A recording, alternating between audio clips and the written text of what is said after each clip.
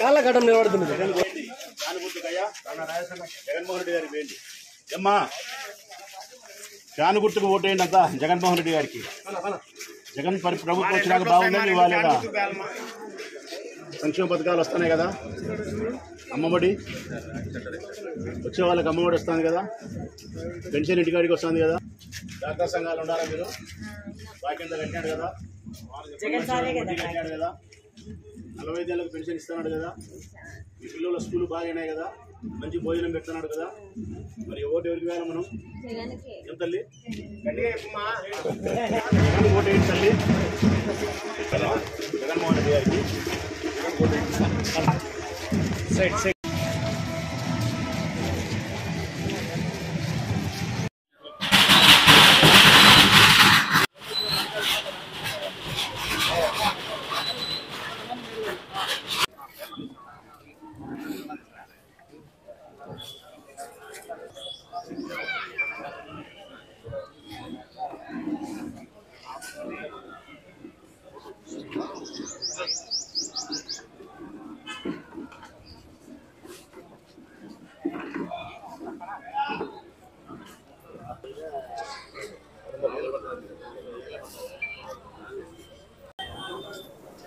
Ward Modampalle ప్రాంత ప్రజలందరికీ ఈ బిడ్డలాంటి రాచమల్లు హృదయపూర్వకంగా నమస్కరిస్తూ వైఎస్ఆర్ కాంగ్రెస్ పార్టీ ఎన్నికల ప్రచారంలో భాగంగా ఈరోజు 16వ వార్డు మోడంపల్లెలో పర్యటించడం జరిగింది. మోపూరి రేవతి స్థానిక కౌన్సిలర్ వారి నాయకత్వంలో, వారి భర్త శ్రీనివాసరెడ్డి గారి నాయకత్వంలో, మున్సిపల్ చైర్మన్ భీమునిపల్లి లక్ష్మీదేవి గారి నేతృత్వంలో వైఎస్ఆర్ కాంగ్రెస్ పార్టీ జెండా ఈ మోడంపల్లి ప్రాంతం అంతా కూడా దాదాపు 3500 మంది ఓటర్లను కలుసుకోవడం జరిగింది.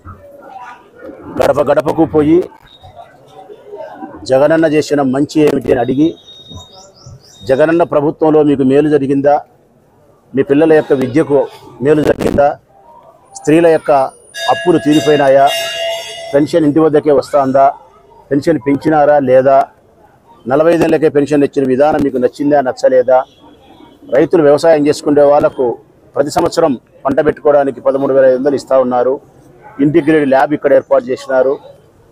ఇటువంటి తదితర అంశాలన్నిటినీ కూడా ప్రతి వీధిలోనూ ప్రతి సందులోనూ అక్కడ ఉండే స్థానికులతో మాట్లాడి జగనన్న పాలన గురించి అడిగి ఎవరికి మీరు ఓటు వేయాలనుకుంటున్నారు, ఏ ప్రభుత్వం మంచిది, ఏ ప్రభుత్వం మంచిదైతే, ఏ ప్రభుత్వం వలన మీకు మేలు జరిగి ఉంటే ఆ ప్రభుత్వానికే ఓటు వేయండి అని చెప్పి ఓటు అభ్యర్థిస్తూ ఉన్నాం.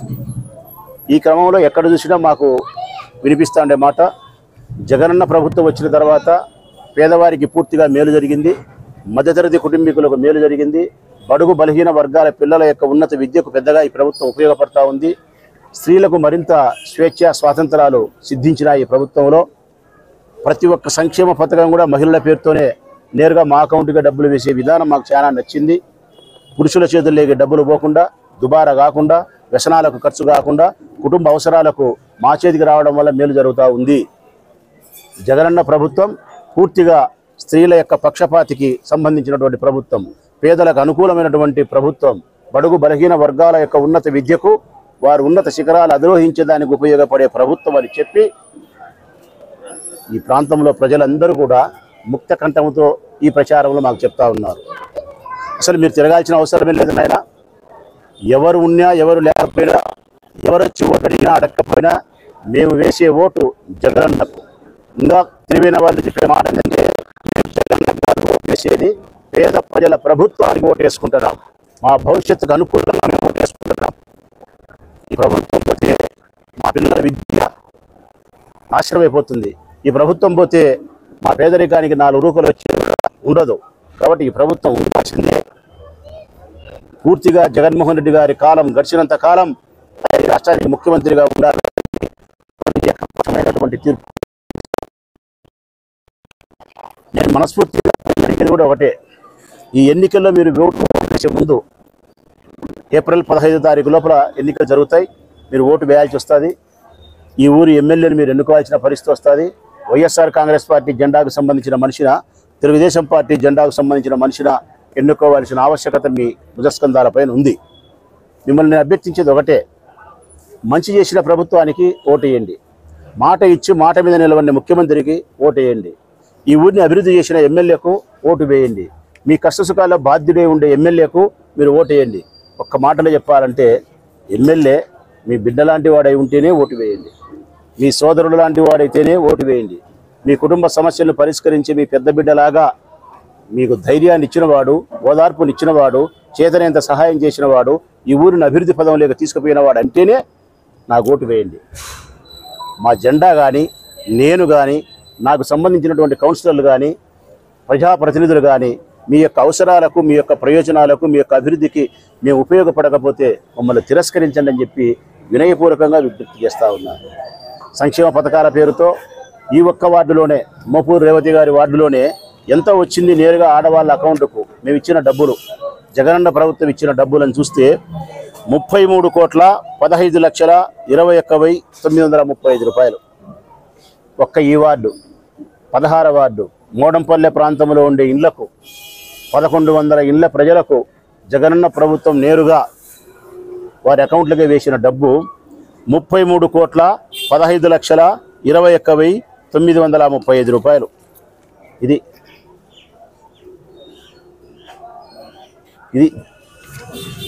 ఇక జనరల్ ఫండ్ నుంచి మున్సిపాలిటీ ద్వారా స్థానిక కౌన్సిలర్ గారు, చైర్మన్ గారి నాయకత్వంలో చేసిన అభివృద్ధి ఎంత అంటే ఇక్కడ రోడ్లు కానీ, కాలువలు కానీ 2 కోట్ల రూపాయలకు పైన చేసినారు. అక్కడ తిరిగితే అవన్నీ డెవలప్డ్ ఏరియా, ఎక్స్టెన్షన్ ఏరియా. ఇవంతా కూడా ఎప్పుడో వరదరాజరెడ్డి గారి కాలంలో అయితే 30 ఏళ్ళకు కానీ ఒక రోడ్డు పడదు. 3 ఏళ్ల లోపల రోడ్లు వేసినారు. 3 ఏళ్ల లోపల ఎప్పుడో 30 ఏళ్ళ కింద కానీ అర్జున వాళ్ళ కాలువలన్నీ తీసి మళ్ళీ కొత్త కాలువలు వేసినాం. అంటే ఈ వార్డుకు సంబంధించి 2 కోట్ల రూపాయల అభివృద్ధి కార్యక్రమాలు చేసినాం. 33 కోట్ల రూపాయల సంక్షేమ పథకాలు ఇవ్వగలిగినాం. ఎమ్మెల్యేగా నేను 150 కోట్ల రూపాయలు పెట్టి మైలవరం నుంచి నీళ్లు తెచ్చి ఈ ఊరి ప్రజలకు నీళ్లు అందించగలిగినా. 15 సంవత్సరాల కింద నీటికి కటకట అనే ఈ ఊర్లో ఈరోజు నీళ్లు ఎక్కడ చూసినా సమృద్ధిగా ఉదయం పూట 7 గంటలకు యథేచ్ఛగా కావాల్సిన నీళ్లు ఇవ్వగలుగుతామంటే అది కేవలం మీ ఎమ్మెల్యే సాధించిన ప్రగతి. మీ పట్ల మీ ఎమ్మెల్యేకు ఉండే నిబద్ధత, ఈ ఊరి ప్రజలను పట్టి పీడిస్తూ ఉండే త్రాగునీటి సమస్యను పరిష్కరిస్తేనే 24లో నేను పోటీ చేస్తానని చెప్పి మీకు మాట ఇచ్చిన మాట మేరకు 24 ఎన్నికల కంటే ముందు మీకు త్రాగునీరు అందించగలిగిన. అందుకే ఈ ఎన్నికల్లో పోటీ చేసే అర్హత నాకుంది. మిమ్మల్ని వినయపూర్వకంగా ఓటు అభ్యర్థించే అర్హత కూడా మీ బిడ్డ రాచమల్లకు ఉందని చెప్పి మనస్ఫూర్తిగా నేను భావిస్తూ ఉన్నాను. నేను అంతేకాకుండా ఈ ఊరు అభివృద్ధికి ఆమె దూరంలో ఆగిపోయింది. వరదరాజరెడ్డి గారి నేతృత్వంలో వైఎస్ఆర్ కాంగ్రెస్ పార్టీ అధికారంలోకి వచ్చిన తర్వాత 2 సంవత్సరాలు కరోనాతో కాలయాపన జరిగింది. దుబారైపోయింది కాలం. 3 సంవత్సరాలు మాత్రమే మాకు పదవీ కాలం ఉపయోగపడింది. ఈ తక్కిన 3 సంవత్సరాల కాలంలో కూడా అనేక అభివృద్ధి కార్యక్రమాలను జగనన్న ద్వారా మేము చేయగలిగినాం. ఒక ప్రొద్దుటూరు మున్సిపాలిటీకి సంబంధించి 41 వార్డులలో జనరల్ ఫండ్ నుంచి వివిధ రకాల అభివృద్ధి కార్యక్రమాలు, రోడ్లు, కాలువలు 120 కోట్ల రూపాయలతో చేసినాం. 120 కోట్ల రూపాయలతో 41 వార్డుల రోడ్లు వేసినాం, కాలువలు వేసినాం. 5 కోట్ల రూపాయలు పెట్టి గాంధీ పార్కును సుందరీకరణంగా చేయగలిగినాం. ఈరోజు శనివారం, ఆదివారం వస్తే 10,000 మంది తల్లుడు పిల్లలు ఆ పార్కు పోతున్నారు.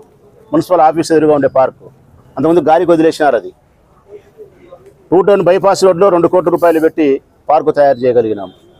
మైదుకూరు రోడ్డు 3,60,00,000 రూపాయలు పెట్టి రోడ్డు డివైడర్స్ వేసినాము, ఫుట్పాత్ కట్టినాము, రోడ్డు వెడల్పు చేసినాము, సెంటర్ లైటింగ్ తీసుకొచ్చినాము, గ్రీనరీ డెవలప్ చేసినాము. హైదరాబాద్లో నెక్లెస్ రోడ్ లాగా చేయగలిగినాం. తెలుగుదేశం పార్టీ వాళ్ళు సాయంకాలం 7 గంటల 8 గంటలప్పుడు మైదుకూరు రోడ్లో ప్రయాణం చేయమను. మనం ప్రొద్దుటూరులో ఉన్నామా, హైదరాబాద్ నెక్లెస్ రోడ్డు ఉన్నామని వాళ్ళకి అనిపించే పరిస్థితి ఆ రోడ్డును చేయగలిగినాం. గవర్నమెంట్ హాస్పిటల్ రోడ్డు అసహించుకునే ఆ రోడ్డును చూడుకోండి. ఇప్పుడు ఢిల్లీలో ఇండియా గేట్ ఉంటుంది కదా, స్ట్రైట్గా రోడ్డు, సెంటర్ లైటింగ్ అట్లుంది government hospital road. Nehru road, Varadaraja Reddy గారు ఉండే ఆఫీసే కుచించకపోయిన రోడ్డు వెడల్పు చేయగలిగినాం. శ్రీరాములపేట రోడ్డు వెడల్పు చేయగలిగినాం. గురవైతొడ్డు రోడ్డు, ఆర్ట్స్ కాలేజీ రోడ్డు, ఇవన్నీ కూడా చిన్న రోడ్డును వెడల్పు చేసి ప్రజలకు సౌకర్యాన్ని అందించగలిగినాం. 53 కోట్ల రూపాయలతో శివాలయం సెంటర్లో అందమైన మార్కెట్ నిర్మిస్తూ ఉన్నాం. 5 కోట్ల రూపాయలతో బస్టాండ్ రెనోవేట్ చేస్తూ ఉన్నాం. 52 కోట్ల రూపాయలతో పెన్నా రివర్లో బ్రిడ్జి కడతా ఉన్నాం. 65 కోట్ల రూపాయలతో వైఎస్ఆర్ ఇంజనీరింగ్ కలిగి ఇన్ఫ్రాస్ట్రక్చర్ డెవలప్ చేసినాం. 24 కోట్ల రూపాయలతో గవర్నమెంట్ హాస్పిటల్కు నిధులు తెచ్చినాం. 24 కోట్ల రూపాయలతో ఎస్ఎన్ఆర్ గవర్నమెంట్ కాలేజీకి నిధులు తెచ్చినాం. 160 కోట్ల రూపాయలతో కాలువల ఆధునీకరణ చేస్తూ ఉన్నాం. 160 కోట్ల రూపాయలతో భూమిలో మీరు దాగే నీళ్ళు వచ్చే పైపు లైన్ 70 సంవత్సరాల కిందది. ఆ పైపు యొక్క జీవిత పరిణామం 30 సంవత్సరాలు. 70 ఏళ్ళైనా వీళ్ళు పైపులు మార్చలే, మేము మారుస్తున్నాం ఇప్పుడు. 160 కోట్ల రూపాయలతో గ్రామీణ ప్రాంతాలకు 300 కోట్ల రూపాయలతో రోడ్లు వేయగలిగినాం. 4 ప్రాథమిక ఆరోగ్య కేంద్రాలు నిర్మించగలిగినాం.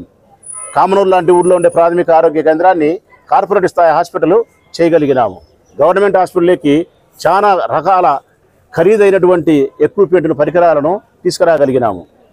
ఇవన్నీ కాకుండా 24,000 మందికి పేదవారికి సొంత ఇంటి కలను నెరవేర్చడానికి ఇంటి పట్టాలు ఇచ్చినాం. 500 ఎకరాల భూములు ఇచ్చినాం.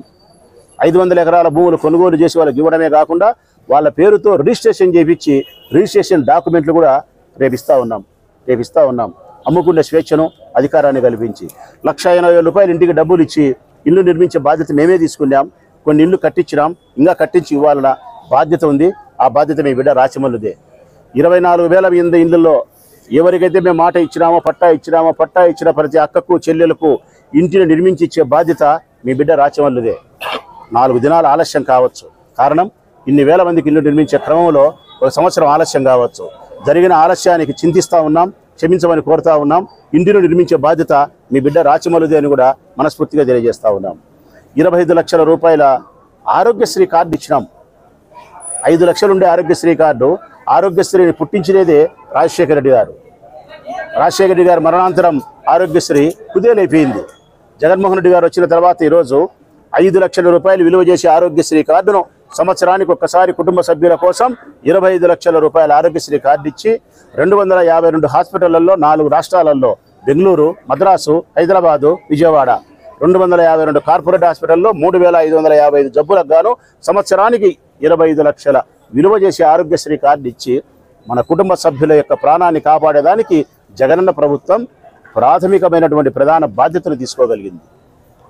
అమ్మఒడి పేరుతో మీ పిల్లలను బడికి పంపిస్తే 15,000 రూపాయలు మీకు ఇవ్వడం జరిగింది.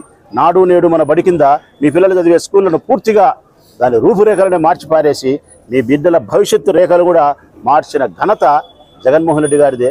మీ పిల్లలకు మేనమామ లాంటి వాడు, తన మేనకోడళ్ళు మేనల్లుల యొక్క భవిష్యత్తుకు బంగారు బాట వేసిన వాడే జగన్మోహన్ రెడ్డి తల్లులారా.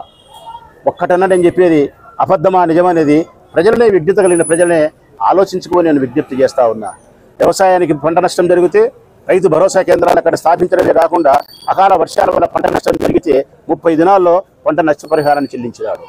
ఈ ఊళ్ళో ఇంటిగ్రేటెడ్ ల్యాబ్ ఏర్పాటు చేసి ఎరువులను విత్తనాలను నకిలీయా కాదని చెప్పి తెలిసేటువంటి ఇంటిగ్రేటెడ్ ల్యాబ్ను ఇక్కడ ఏర్పాటు చేయగలిగినాడు. చిన్న వ్యాపారస్తులకు 10,000 ఇచ్చినాడు. ఏకసోదరులకు 10,000 ఇచ్చినాడు. నాయి బ్రాహ్మణులకు మంగళ షాపులకు కరెంటు ఉచితం ఇవ్వగలిగినాడు. దళిత కుటుంబాలకు కరెంటు ఉచితం ఇవ్వగలిగినాడు.